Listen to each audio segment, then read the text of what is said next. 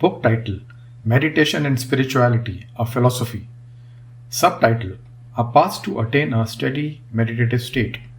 Author: Shiv Mathur. Narrator: Shiv Mathur. Preface. I was born in Varanasi on 9th March 1966. It was an auspicious day, as on that day it was a major Indian festival called Mahashivratri. I completed my schooling from Kota, Rajasthan, and then did electrical engineering from REC Warangal, Andhra Pradesh, in India in 1989.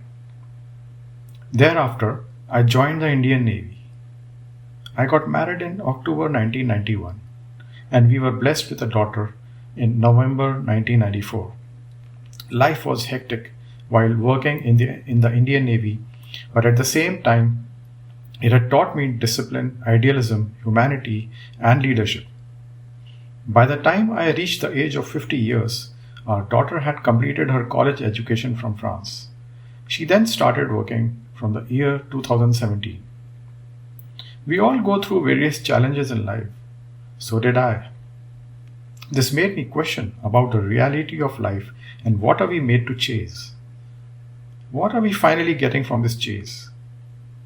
So this chase and struggle in the materialistic world, where one is trying to meet all the worldly aspirations and commitments, led to subconscious awakening and questioning. Finally, in 2015, when I was about to be free from all my family and worldly commitments, I got drawn towards the Himalayas, or rather Rishikesh to be more precise.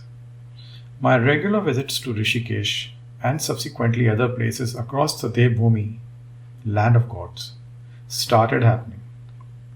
Almost twice every year, I was there, spending 2 weeks each visit, later spending even longer durations. All my visits were full of explorations in the areas nearby, trying to find some real saints and yogis. Simultaneously, I had also got drawn towards devotional music or bhajans, kirtans. I was listening to them for hours every day before going to sleep and even while driving to the office in the car. I also started watching videos of teachings of some of the prominent saints and yogis of yesteryears, like Yoganand, Ramana Maharishi, Swami Ram, Swami Vivekanand, Nisargadatta Guru Maharaj, Neem Karoli Baba, Sri Yukteswar Giriji. Circumstances made me quit my job in March 2019. It was also a desire, or rather an intention, to quit working by 2019 and pursue spirituality as my passion and profession. During my visits to the Himalayas, I came across few real yogis and also found some places where some realized yogis had lived before. The first experience itself transformed me completely.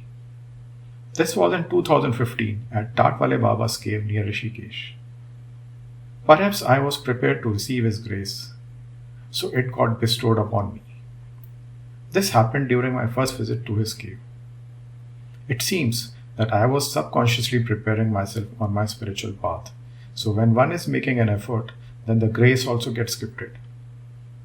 The experience was of my mind going thoughtless, and since then it had stayed like that. Thoughtless means that if I am working on something, then only thoughts related to that will come. If I am not doing anything, then I can remain practically thoughtless. I had few more out of time and space experiences at Acharya Bhaskar Joshiji's place in Devaprayag. As the mind got decluttered, I started getting answers and understood that how did all this happen. What got revealed was the whole process and method, which I went through subconsciously and which finally led me to this stable mental state. I realized that if this can also be achieved by others who are seeking in the spiritual realm, then this could be a great service which I can render to them.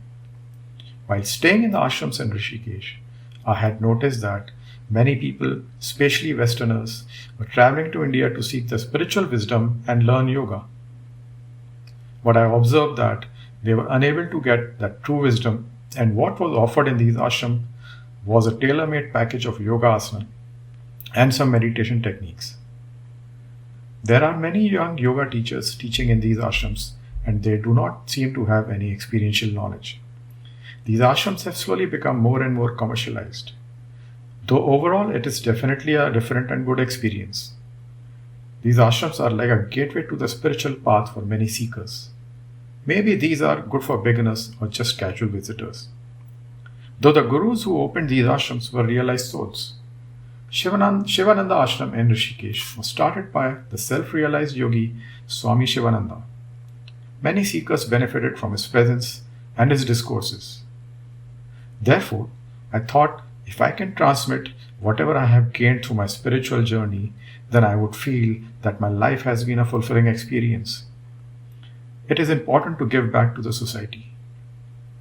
Therefore, I started teaching in Europe from July 2018 onwards during my visits and later when I moved to Poland in March 2019.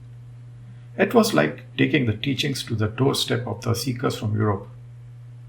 Due to the onset of corona pandemic in March 2020, my classes came to a halt. During the lockdown in Warsaw, I decided to upload some videos on YouTube of my Himalayan travel and my meetings with some real yogis. Few of those videos received a good response. I then went on to make some more videos on the subject of meditation and spirituality. In November 2020, I had to return to India. I was asked by some friends that why don't I write a book? Finally, the time came in May 2022, and here I am penning down my thoughts about this whole process. Everything happens when the time comes, and if it has to happen.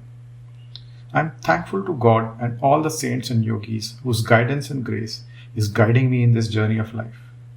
I also thank my parents for what they did in bringing me up and making me into a human worthy of living. I hope this book helps seekers in getting some clarity. If the philosophy is found useful, then it would be great, as it can help transform a seeker. Table of Contents. Chapter 1. Introduction to Meditation. Chapter 2. Mind. How mind works. Chapter 3. Karma. Roles and responsibilities. Chapter 4. Dharma. Human design. Chapter 5. Energy field and mind. Chapter 6. Effect of mind on health. Chapter 7. Spirituality. Concepts. Chapter 8. Myths about meditation. Chapter 1. Introduction to Meditation. What is meditation? Let us define it. Meditation can be defined in many ways. Prime goal of meditation for most people should be achieving a steady state of peace, content, and calm. In other words, achieving a state of eternal happiness or internal happiness. I would say that this can be the first goal for all. In my understanding, there can be various stages or milestones in the goal of meditation. Another way of describing the goal of meditation is to achieve self-realization, finding true self, realization of absolute truth, reality of life, finding oneself, finding God, connecting with God, raising the conscious level to a higher consciousness or higher plane, removing negative thoughts, living in the present and not in past or future, controlled mind, stable mind, taming the mind, purification of mind, enlightenment, understanding creation, attainment of ultimate knowledge of creation, de-stressing oneself, getting rid of worries, etc. Meditation might have been initiated by the ancient Indian sages. One thing which is very interesting to note is that the word in Sanskrit or Hindi for meditation is dhyan. Dhyan means focus or attention. Only after attaining a focused mind, one can achieve success in the final goals of meditation. Therefore, the mind has to be trained, or I would say reprogrammed, to reach a meditative state. Once this goal is achieved in meditation, then one can go beyond to the higher realms of consciousness, thereby attaining the knowledge of creation. In other words, staying at a higher awareness level or at a higher consciousness level, one can then seek the knowledge and get the experiences which are beyond space and time. This can be the next goal. So meditation can be described in many ways, but it means all the same. What is required is that we understand the different stages and the process to reach the various stages. Therefore, what we want to achieve in meditation needs to be clear. We will focus only on the first goal, which is attaining steady state of calm and contentment. This is so because, as I write this book, it is based on my personal explorations, discoveries, and experiences. I can only explain what I have experienced. When we read from other sources and become knowledgeable through the books, it is very different from learning through direct experience. Reading, listening can be a guide, but without direct experience, it may not be fulfilling and in-depth. Books where meditation is described as in the ancient Indian scriptures. There are various books which define what meditation is and how to meditate. Yoga Sutra is the most referred one in most yoga schools and teacher training courses. This was written by sage Patanjali, who codified the entire process in a sequence and logically. Sutra means stitching up the entire puzzle or connecting all the pieces. That is why this philosophy is so interlinked, so much so that one needs to keep flowing and interconnecting with every aspect. Other books are Vedas, Upanishads, and Bhagavad Gita, and I guess a few more written later by many self-realized saints for the benefit of the humanity. Sage Patanjali had given a methodical approach to the in-depth meaning of yoga. It explains the method for achieving the various stages. He had given 8 steps, in which meditation is the 7th stage, the final being samadhi. Yoga. A is silent in yoga, but people pronounce it incorrectly. Is not just asanas, but it is the union of mind with self, where one merges with the consciousness. Yoga is generally seen as mere asana practice or a fitness regime. In reality, asanas are just one of the initial steps of yoga. The initial stages are related to control of body through asanas, postures, food intake, as well as the withdrawal of senses, which enables you to go inwards. Pranayam is the breathing control. Asanas are a very important aspect, as in order to meditate, one has to master one asana, posture. It is this asana in which one will have to stay still while meditating. If a person cannot stay still in a posture, like a sitting posture on the floor with the spine straight, then it will not be possible to have a still mind. As the body which cannot stay still, that body will keep bothering the person's mind. This is a very important condition and people should keep this in mind, especially when you go to a meditation teacher expecting that the teacher will do some magic and you will be able to meditate. Without practicing the asana, one cannot move forward with the mind control. Patanjali Yoga Sutra has explained meditation as a stepwise process. Unfortunately, every seeker or learner is looking at this concept as a mechanical means or a physical technique, whereas this has a deep philosophical meaning. For example, withdrawal of senses. This is a very deep subject, and this is what I am going to explain in this book, as this is a topic of discussion here, and this is nothing but Dharma and Karma theory of Vedanta. I would say this is nothing but understanding and following humanity. This sounds weird, but this is what it is. Another good book specifically on meditation is The Complete Book of Yoga by Swami Vivekananda. Then we have Conquest of Mind by Swami Shivananda. I would personally recommend this book to all the seekers. The most important message all these books give is that learn through experience and direct, and don't get stuck to book learning. Despite the key message, everyone is scurrying for knowledge in the books, and don't use that as a clue to go beyond the book learning. Gyan Yoga is one of the 4 paths to self-realization, and that is followed by using own intellect to seek the knowledge through experiences and one gets in life. When do we realize that we really need to meditate? The problem is that the modern education system does not teach us anything about humanity or human development. The modern system and the lifestyle have completely misguided us as far as personal human development is concerned. Consider. As a result, we have been churning out generations after generation whose foundation as a human being is very weak. Students graduating out of colleges are clueless about life and the real goals of life. As we start running after the material acquisitions for which we have been trained and we start distancing ourselves from this nature, we end up on a wrong runway with no escape. The society whose foundation is money, capitalism, consumerism, and materialism is producing humans whose main traits are greed, selfishness, ego, ignorance, lust, hatred, jealousy, and so on. Life becomes stressful by the day, and no one knows what is happening to them until the body and mind are so abused that we enter a phase of health issues, mental as well as physical. For health issues, depending on its seriousness, we take recourse to modern medicine, which is a quick and a temporary fix. We continue to run on the same highway or runway till we reach a burnout or more severe health as well as mental issues. Some spend their whole life like this and don't want to know what is happening. Tendency is to blame others for all your worldly miseries. I meet old people who are so stressed but are unable to find what is going wrong. Some or few want to figure out what is going wrong, provided their ego is melted a bit. Ego is the biggest barrier and most for not allowing us to look inwards and find out what is going wrong. Only on being kept consistently by the life's experiences, some of us start questioning and some of us start finding out what needs to be done. That is when we come to know of these ancient practices of meditation and spiritual theories found by the ancient wise humans, saints, yogis, and the philosophers.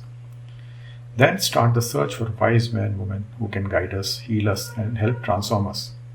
Effectively, the society has lost the primary reference of humanity and is so lost that it does not know where to find it.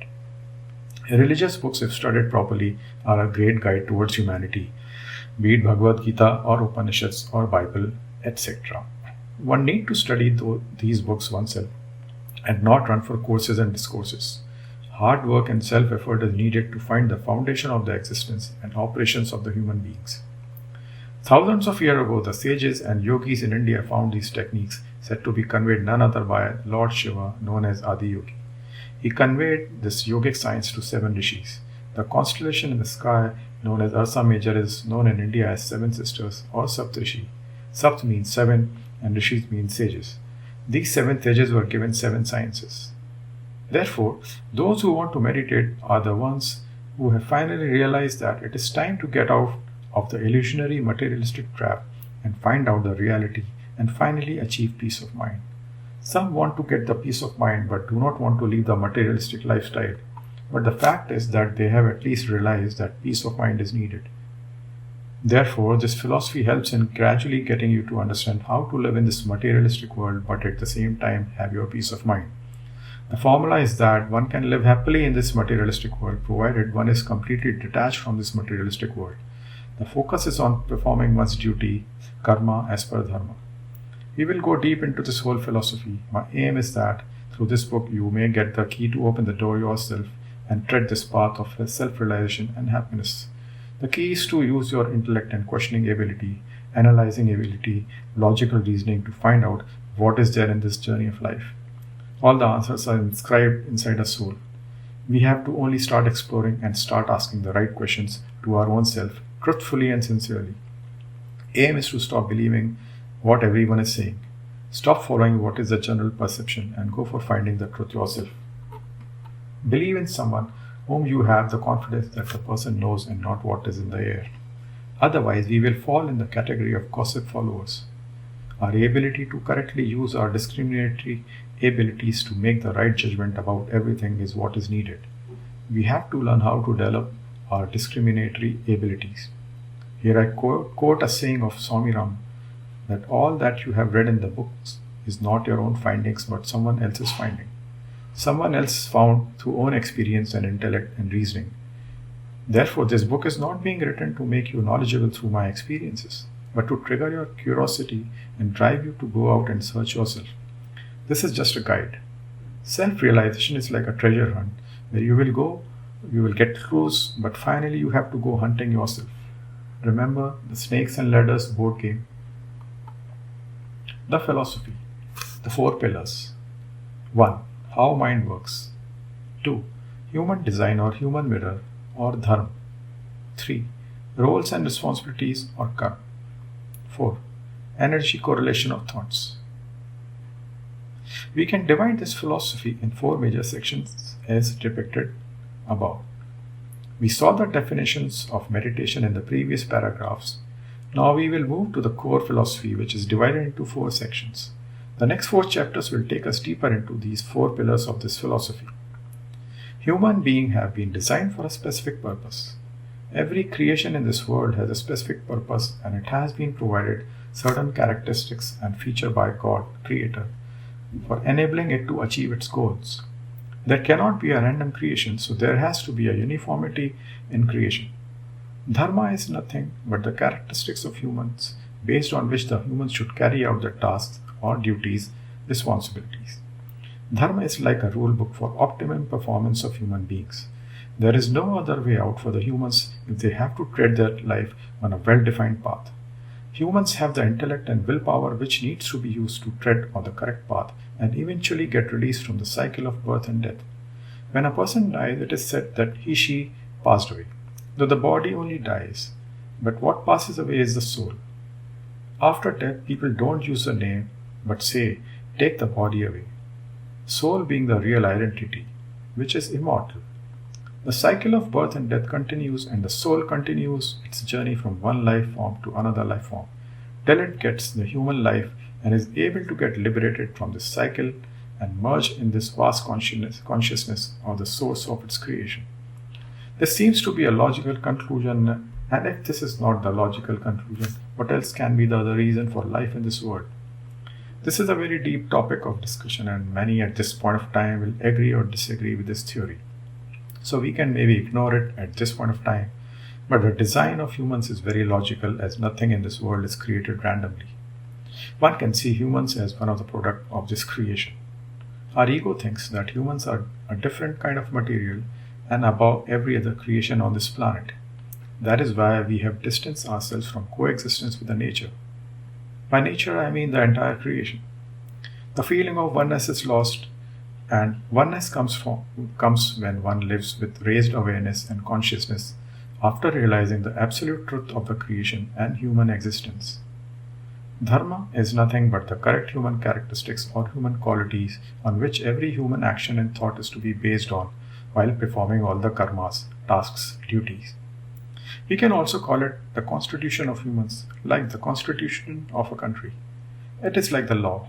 I call it human design and created a human mirror where every individual can look into it to understand where do they stand with respect to the correctness of their characteristics. Once we have understood karma and dharma and their interlinking, then we can go to see what triggers the thoughts and how does the mind work. How does every karma create a thought, negative or positive, happiness or sadness, based on whether the karma was as per the dharma or not as per the dharma. I think this is clear now. We will deliberate on this topic in detail subsequently. Lastly, we will see how is the collective energy field created continuously by the actions or karmas we execute, or just the thought which are getting generated continuously. As thoughts are an outcome of the inputs the brain gets from the 5 sensory organs and the memory. I hope you like the trailer, or I would say trailer, the preface and the chapter 1, and you will like to probably go for the book and discover what else is there in this book about the philosophy of meditation and spirituality, and it will help you transform. So please look for the book on the websites, Amazon or other publishing websites, and please buy it.